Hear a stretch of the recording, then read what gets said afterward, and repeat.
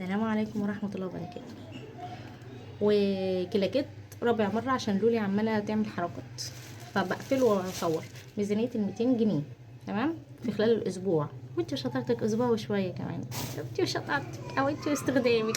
انت فاكرين ان تعالوا رابسو اوتوماتيك ب50، رابسو عادي ب5، زهرة مش عارفة ب5، صابون سائل ب20، صابونتين مع مناديل. المهم دفعت 200 جنيه في المنظفات.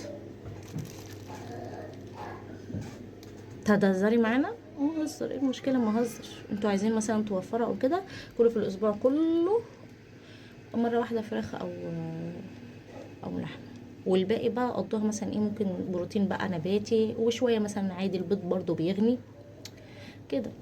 ده لو انتوا عايزين توفروا، لكن ميزانيه كذا هتقضي كذا، الميزانيه اللي بتتقال ما بتشبعش يا جدعان.